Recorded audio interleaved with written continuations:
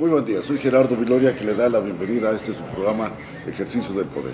Un programa de ustedes y para ustedes, y como siempre, todas las mañanas tengo el privilegio de que me acompañe en la conducción mi muy querido amigo, el destacado periodista don Rafael Gutiérrez Vargas, a quien le doy la gran cordial bienvenida. Muchas gracias, Rafa. Claro, buenos días. Tenemos como invitado especial este día a un hombre que representa con dignidad, y lo digo enfáticamente con dignidad, a la raza Mazahu, a una de nuestras poblaciones más antiguas y además que conformaron y siguen conformando el patrimonio cultural de la etnicidad de nuestro país. Es el maestro Antolín Celote Preciado, quien es el director adjunto académico y además de políticas lingüísticas del Instituto Nacional de Lenguas Indígenas de este país. A él, como un gran amigo que me privilegia a ello, le doy la cordial bienvenida. Mi queridísimo maestro Antolín, bienvenido.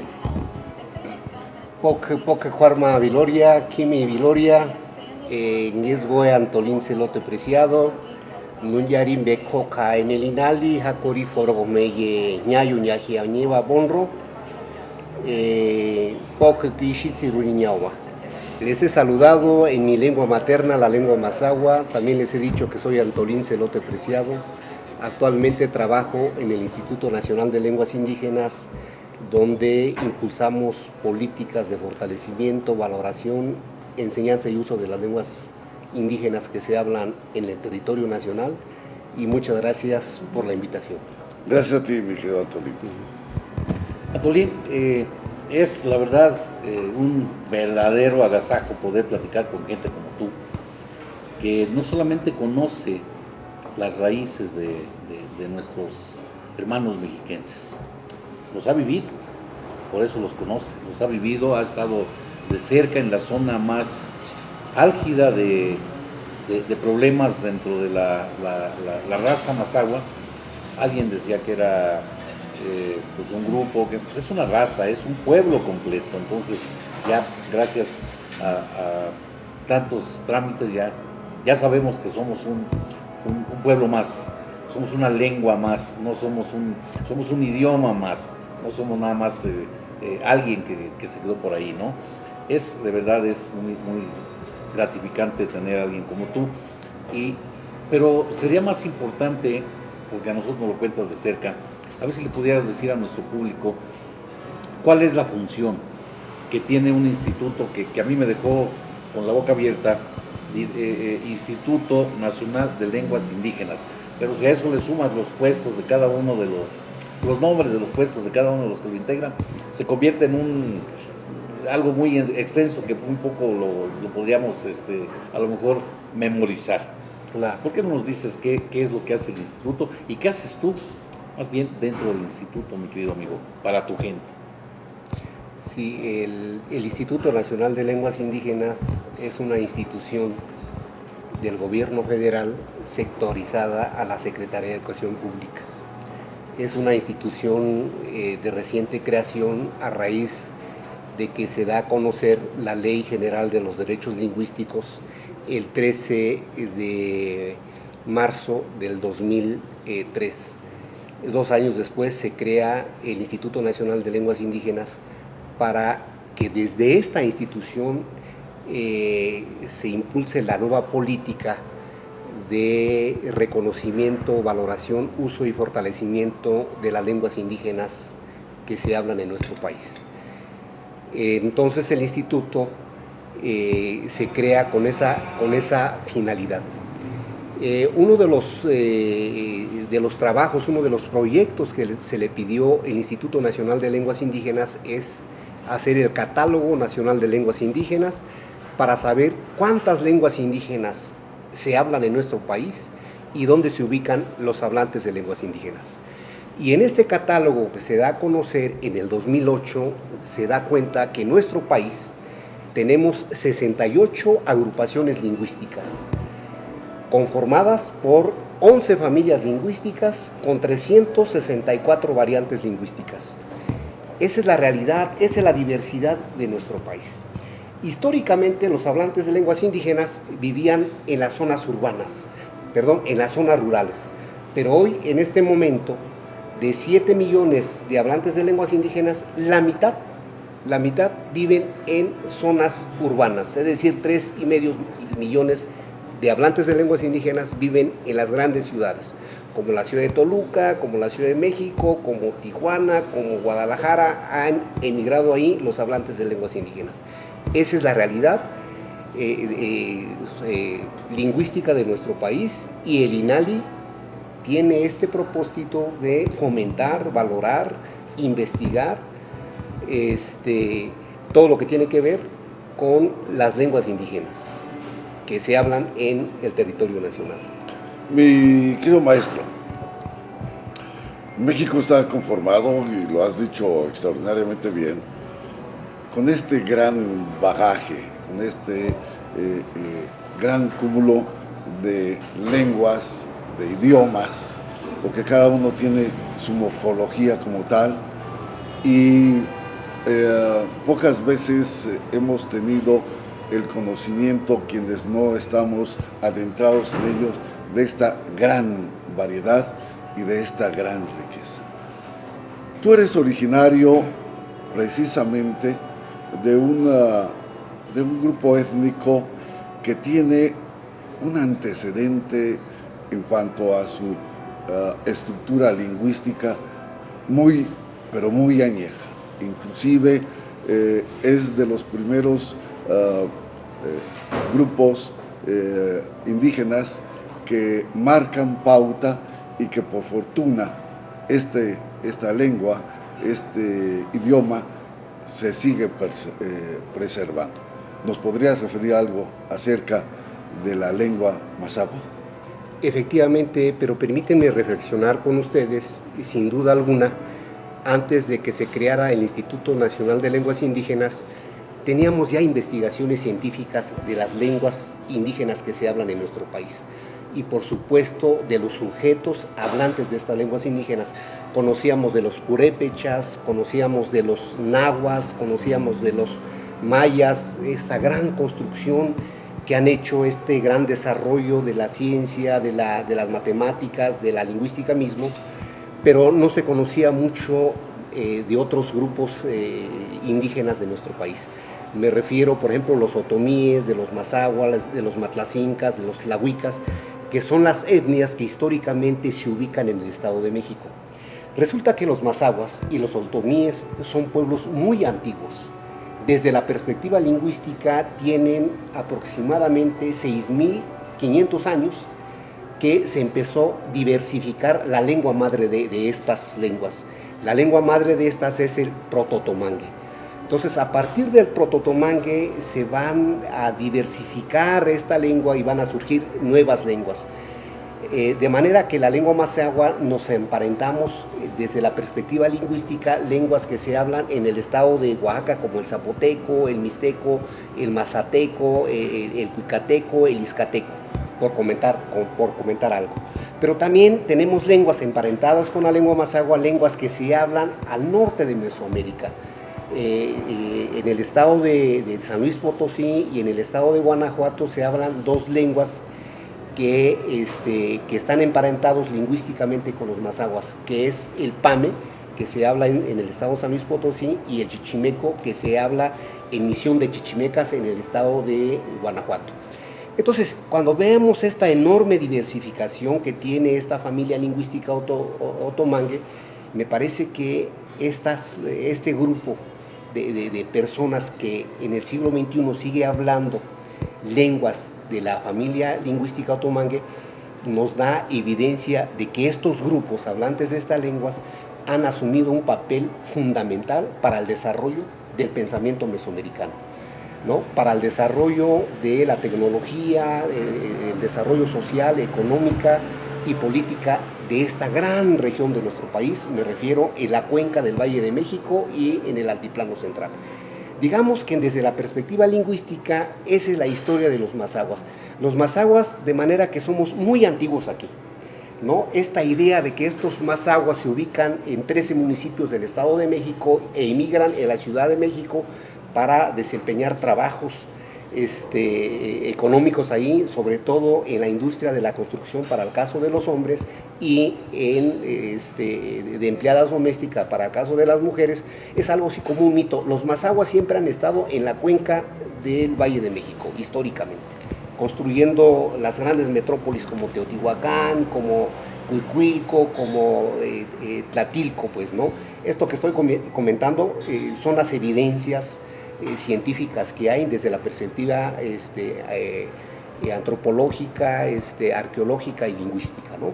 Digamos que esta es la larga historia de los pueblos mazahuas. Indudablemente hace falta más reflexión, hace falta más evidencias, pero justamente las instituciones encargadas de explicar esta historia, me refiero a los investigadores que se desempeñan en la UNAM, los investigadores que se desempeñan en el Instituto Nacional de Antropología e Historia, están haciendo esos estudios para dar cuenta el papel, ¿no?, de los mazahuas para el desarrollo social, cultural, simbólica y económica de nuestro país y de nuestro México.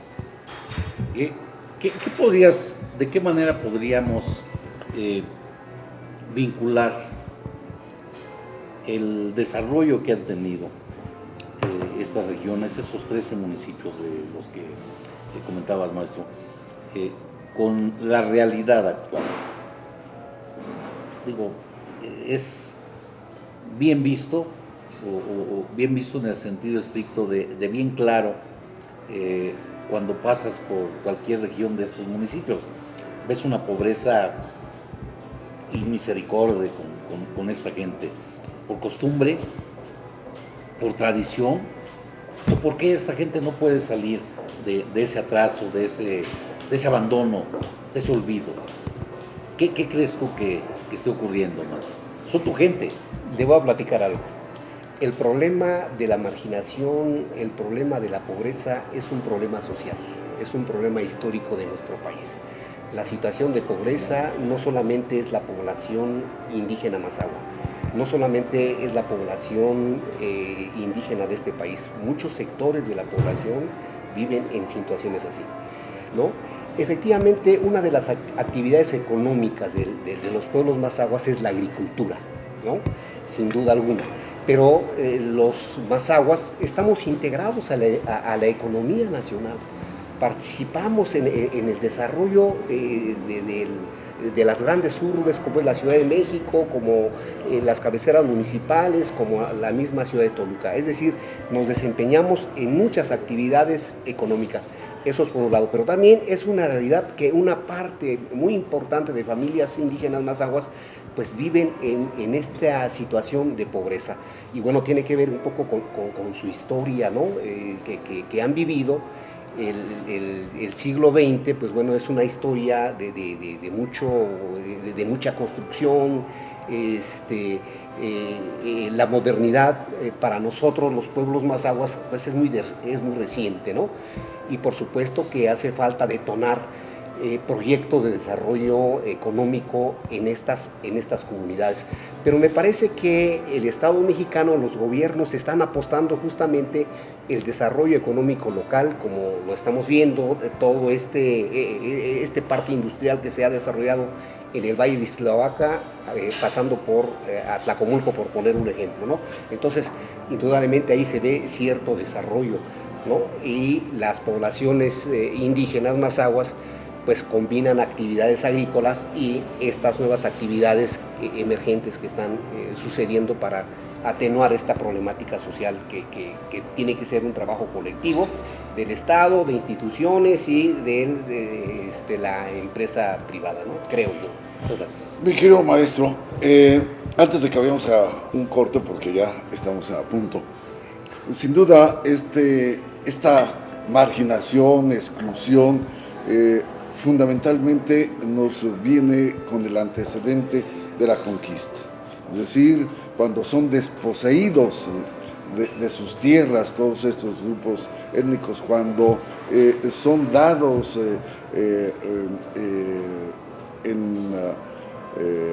a los españoles conquistadores en las famosas encomiendas para que ellos sean los que generen la riqueza final de quienes, a quienes van a servir. Pero, ¿qué te parece si de esto y muchísimo más que tenemos que preguntarte lo referirás después de un corte? Por supuesto. Claro. Mil gracias.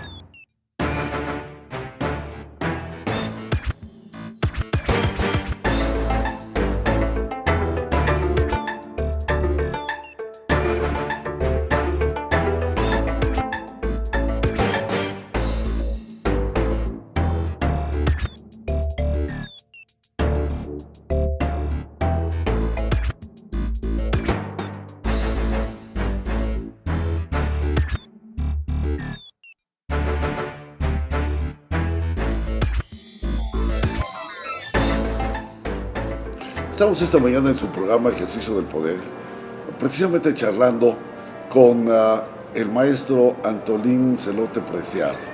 Él es un miembro de la gran etnia mazahua y que él ya lo refirió, pero sin embargo dará situaciones puntuales.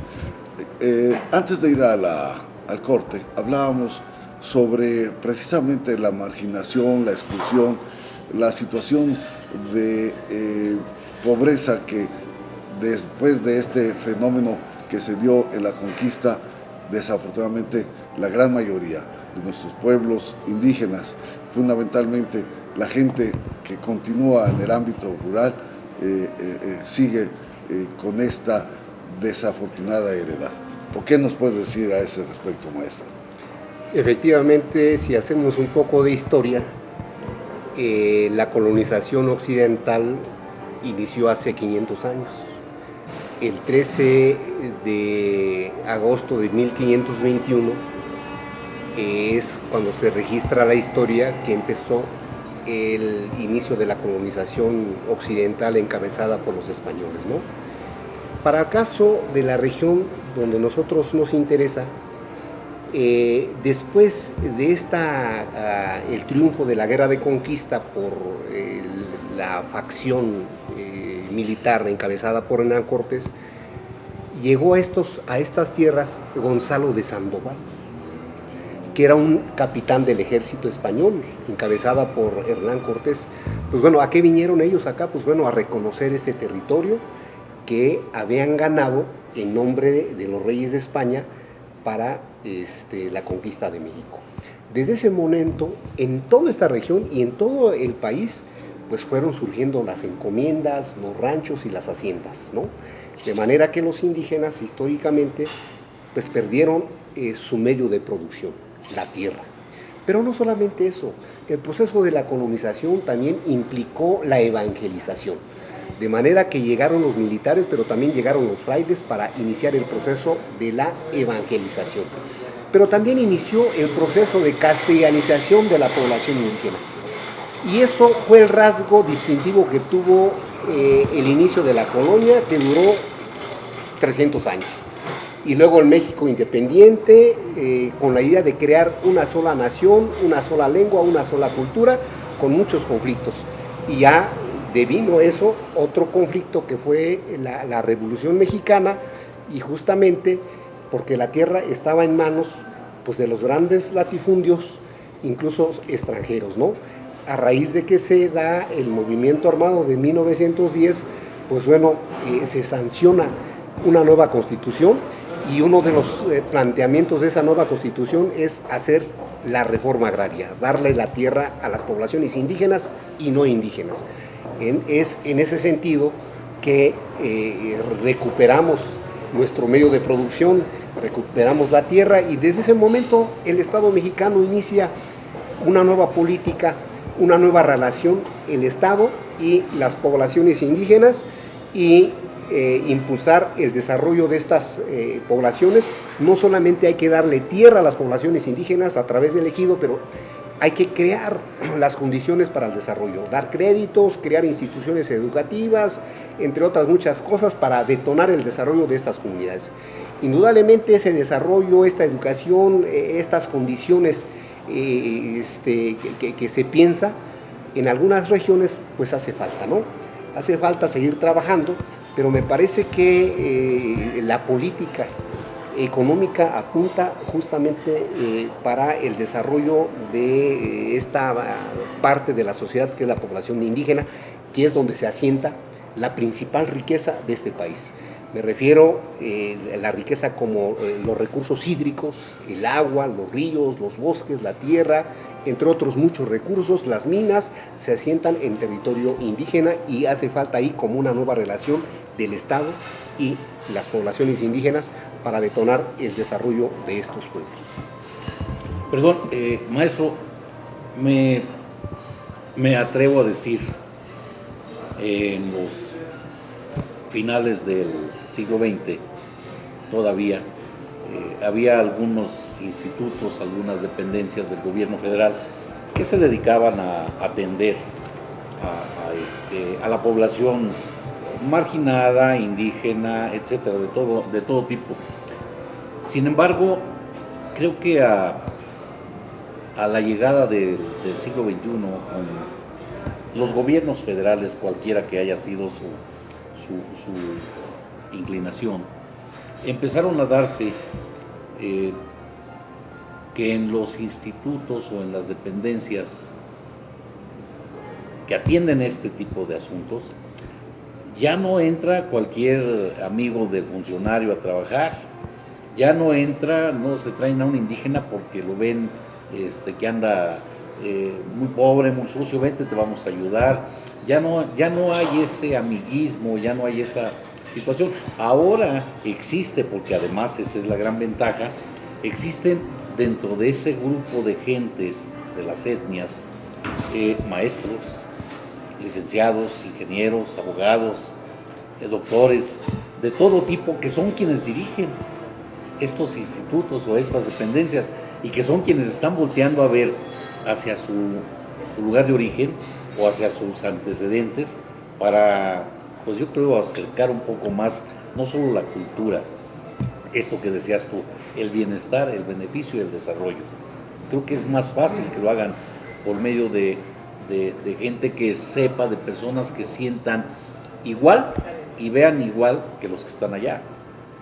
Porque los que nunca lo han padecido, pues no va a ser tan fácil. Lo veo por ese lado y que nos dijeras algo al respecto. Y la otra que quisiera yo de una vez aprovechar, tú fuiste un gran investigador en el Estado de México. Lo sigue siendo. Pero ahora es nacional. Y cuando yo me refiero a un gran investigador en el Estado de México, fue uno de los grandes pilares de la Universidad Intercultural, perdón, de San Felipe del Progreso. Tuviste una posición de envidia para muchísima gente, y digo de envidia de la buena, porque hiciste cosas, hasta donde yo recuerdo, muy, muy importantes. ¿Qué le puedes decir que quedó de ese trabajo para los que están ahorita a tu pueblo y a los que no son de tu pueblo, pero que te están viendo? Permíteme reflexionar esta primera parte de lo que comentabas, ¿no? Hoy los mazahuas se ubican en 13 municipios del Estado de México y 4 municipios del Estado de Michoacán. Pero por los procesos migratorios, los mazahuas están en la Ciudad de México, en Toluca. Ya no son estos pobrecitos que están trabajando en el campo, sino los mazahuas están integrados en los procesos productivos de ese país, ¿no? Hay mazahuas médicos, abogados, ingenieros, filósofos, antropólogos, maestros, etcétera. Es una diversidad. Es decir, son mazahuas que están trabajando para el país, para el desarrollo de este país, ¿no? Eso es bien importante, ¿no? Por un lado. Y por otro lado, creo que es importante comentar que las universidades interculturales surgen dentro de un contexto social cultural y político de este país. La primera universidad intercultural que se crea en este país se crea en el Estado de México. Por decreto del gobierno del Estado, el 10 de diciembre del 2003 se crea la primera universidad intercultural del país y se crea las instalaciones en el municipio de San Felipe del Progreso. ¿Cuál es la misión de esta primera universidad? La misión de esta primera universidad es empezar a valorar, enseñar, usar las lenguas indígenas que se hablan en nuestro estado, ¿no? En esta primera universidad se enseñan 5 lenguas indígenas, se enseña la lengua mazahua, la lengua otomí, la lengua matlacinca, la lengua tlalica y la lengua náhuatl. Y la universidad surgió impartiendo 6 licenciaturas, que es lengua y cultura, que tiene la función justamente de valorar y aportar la epistemología que sustenta la universidad. Y por supuesto, esta licenciatura tiene la tarea de enseñar, valorar y usar las lenguas indígenas. Pero también se enseña desarrollo sustentable. Esta licenciatura se plantea hacer grandes proyectos para la producción alternativa de alimentos de este país, de esta región, así como la licenciatura de comunicación intercultural. Hoy en esta universidad se imparten 6 carreras a nivel licenciatura con una población de 1.100 estudiantes, con más de 150 maestros que desempeñan en esta universidad. Perdón, permítame interrumpir. ¿Con cuántos alumnos inició esta universidad que tiene ahora 1,000 y pico de alumnos tomando clase? Esta universidad, cuando nosotros difundíamos esta universidad, íbamos a las normales, a las preparatorias, y nos decían, ¿dónde está esta universidad? Pues bueno, ¿dónde están las instalaciones de esta universidad? Les decíamos, no tenemos instalaciones, lo único que tenemos es el decreto de la creación de la universidad, y habría que construir la universidad. Y le decía yo a los estudiantes y los maestros, las universidades así nacen, ¿no? Jesucristo predicaba en el mar, Sócrates daba clases en el parque con sus estudiantes, así nosotros tenemos que aprovechar las pocas instalaciones que podemos tener para iniciar este proceso. Iniciamos con 267 estudiantes. De estos, el 70% eran mujeres, y eso es bien importante. Y muchos de nuestros estudiantes eran mazahuas, otomíes, matlacincas, tlahuicas y nahuas. Digamos que esa es la historia, ese es el contexto. Ahora, como les comentaba, esa es una realidad de que el Estado ha hecho llegar la educación a esta parte del sector de la sociedad mexiquense, y qué bueno, ¿no? Y también creo que es bueno comentar que en el país, en este momento, tenemos 12 universidades interculturales donde estudian más de 10,000 jóvenes indígenas, no indígenas, y donde se estudian 25 lenguas indígenas que se hablan en nuestro país. Esa es la realidad, y cada día los hablantes de lenguas indígenas están demandando la apertura de más universidades interculturales de nuestro país. Mi queridísimo maestro, todavía tenemos a personas reticentes, aun cuando después de conocer todo lo que es el bagaje histórico de nuestro país como identidad hacia el mundo, te decía, hay gente reticente que refiere, ¿por qué enseñar lenguas indígenas si los textos de enseñanza universal, de la ciencia, de la tecnología, en fin, etcétera, no están en esas lenguas? Entonces dicen, no estamos gastando dinero inútilmente del Estado, o mi dinero en esta situación. ¿Qué me puedes decir de eso? Es bien importante tu pregunta, y quiero platicar con el auditorio. Para nosotros que somos hablantes de lenguas indígenas, es importante que hablemos español.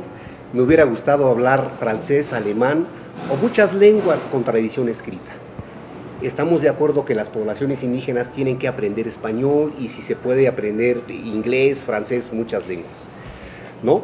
Pero sin duda alguna, por la enorme función que tiene la lengua en la misma vida social de sus hablantes. Una de las funciones que tiene la lengua sirve para la comunicación, pero la lengua tiene otras funciones más complejas, ¿no? Y con la lengua el sujeto le permite reflexionar y le permite generar conocimientos científicos. Es en ese sentido que para nosotros, los hablantes de lenguas indígenas, es importante que enseñemos las lenguas indígenas que se hablan en nuestro país en el sistema educativo formal. Pensamos que las lenguas indígenas tienen que ser parte del currículo educativo de este país, desde la primaria hasta la universidad, ¿no? Pensamos que la UNAM, estamos de acuerdo que se enseña ahí arameo, francés, hebreo, latín, español, chino, etcétera, pero pensamos que también la UNAM tiene que abrir sus puertas para que se enseñen ahí tarahumara, purépecha, otomí, mazahua y muchas lenguas indígenas, ¿no? Vivimos en un contexto social, histórico y académico que podemos enseñar las lenguas, que podemos revitalizar las lenguas. Tenemos los recursos económicos, tenemos los recursos humanos. Hay muchos intelectuales de nuestro país que están comprometidos con su país, ¿no? Están comprometidos con la cultura, con las lenguas y destinan toda su creatividad intelectual, toda su investigación para fortalecer el uso, la valoración y la enseñanza de las lenguas indígenas. El problema del desuso de las lenguas indígenas no es un problema de los hablantes de lenguas indígenas, es un problema de los mexicanos. Y entonces es una tarea de todos nosotros los mexicanos para su valoración, su fortalecimiento y su desarrollo. Entonces nosotros sí creemos en eso y es posible esta realidad social en este contexto porque el Plan Nacional de Desarrollo del actual gobierno del Estado mexicano, encabezado por el licenciado Enrique Peña Nieto, contempla 6 grandes metas nacionales. En México con educación de calidad se contempla ahí la enseñanza de las lenguas indígenas, sobre todo las lenguas que tienen muy alto riesgo de desaparición, que son 64 variantes lingüísticas. Ese es el proyecto, es un trabajo colectivo, lo que le toca hacer el Estado, lo que le toca hacer las instituciones y lo que le toca hacer los hablantes de lenguas y las asociaciones civiles para fortalecer nuestra lengua y nuestra cultura y darle identidad a nivel mundial a nuestro país. Creo que esa es la tarea. Perdón, nos va a comer nuestra productora, Gerardo, pero no te preocupes, vamos a hacerle pasar un coraje el día de hoy. A mí me interesa que me contestes una sola pregunta más y espero que Gerardo cierre con otra y ahí paremos. ¿Cuántos universitarios, cuánta población que ha sido beneficiada ha terminado una carrera en la Universidad Intercultural de su fundación a la fecha? ¿No tienes el dato? Sí, claro. En la Universidad Intercultural del Estado de México han egresado más de 800 estudiantes de 4 licenciaturas. Las primeras licenciaturas Lengua y Cultura, Desarrollo Sustentable y Comunicación Intercultural, pero también se abrió una licenciatura hace 6 años, la licenciatura de Salud Intercultural. Entonces, estamos viendo entonces el papel social que tiene esta primera universidad, ¿no? Está cumpliendo, digamos que con su función social, que es la formación del capital humano, ¿no? Tan importante para el desarrollo regional, para el desarrollo social y económico y simbólico del Estado y del país, ¿no? Y del mundo, por supuesto, diría yo. Sin lugar a duda. Algo muy importante también, y por favor, quiero que lo enfatices si fuera así. El Estado de México, si bien es cierto, tiene 5 lenguas originarias. Sin embargo, en razón de la gran migración que se da hacia esta maravillosa entidad, el Estado de México es la entidad que congrega el mayor número de hablantes de lenguas de todo el país. Es decir, aquí encontramos zapotecos, mixtecos y de todo el país hablantes. Entonces, es esta universidad, la que señalas, un gran pivote para que quienes tienen el privilegio de llegar a esta entidad también tengan el privilegio de prepararse para un México mejor. ¿Es así? Efectivamente, quiero comentarte que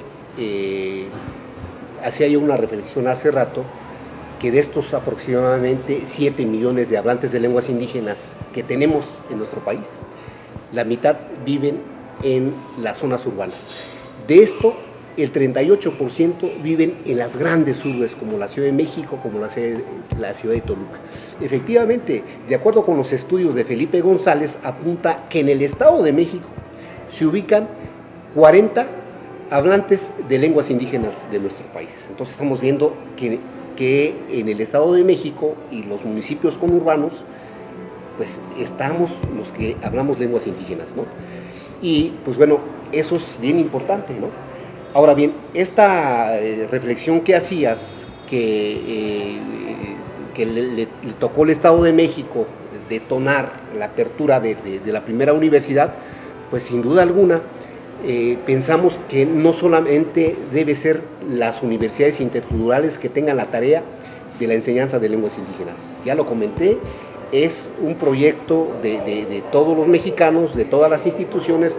Puse el ejemplo de la UNAM, pero por supuesto que la Universidad Autónoma del Estado de México también pensamos que tiene que abrir sus puertas para la enseñanza de lenguas indígenas ahí, pero no solamente las universidades del Estado, estatales, también pensamos que las universidades privadas tienen que subirse a este gran proyecto del fortalecimiento, valoración y enseñanza de las lenguas indígenas nacionales. Es una necesidad y tan importante para el fortalecimiento de nuestra identidad.